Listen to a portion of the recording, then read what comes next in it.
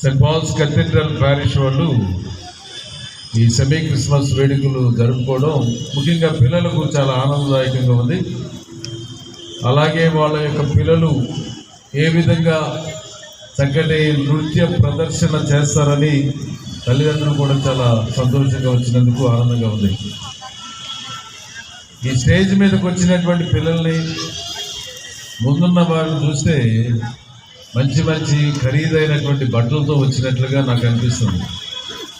వాళ్ళు చక్కగా మరి తల్లిదండ్రులు ఎంత ఖర్చు పెట్టారో తెలియదు కానీ చాలా ఖరీదైనటువంటి బట్టలు ధరించి వచ్చారు.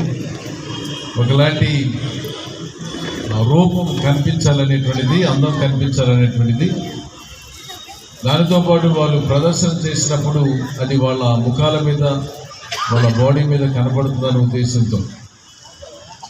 క్రిస్మస్ చాలా ఖరీదైనటువంటి పండుగ, చాలా ఖరీదైనటువంటి పండుగ. నాకు తెలిసి ప్రపంచంలో చాలా పండుగలు చేస్తారు, ఇంత ఖరీదైనటువంటి పండుగ ఎక్కడ ఉండదని నేను అనుకుంటూ ఉంటాను. ఎంతో ఖర్చు పెట్టాల్సి వస్తుంది, ఎంత పేదవారైనా. కానీ ఖరీదు లేకుండా దేవుని యొక్క ఆశీర్వాదం పొందడం అనేటువంటిది చాలా చాలా చాలా గొప్ప విషయం. అందువల్ల ఒక చిన్న కథ చెప్తాను మీకు. క్రిస్మస్ గురించి మీకు తెలుసు కాబట్టి ఆ పిల్లలు కూడా చక్కగా ఆ రోజు జరిగినటువంటి, ఆ రాత్రి జరిగినటువంటి సంఘటనలు మీకు చూపించారు, కళ్ళకు చూపించారు. కాబట్టి ఒక చిన్న కథ చెప్తాను. ఒక దేశంలో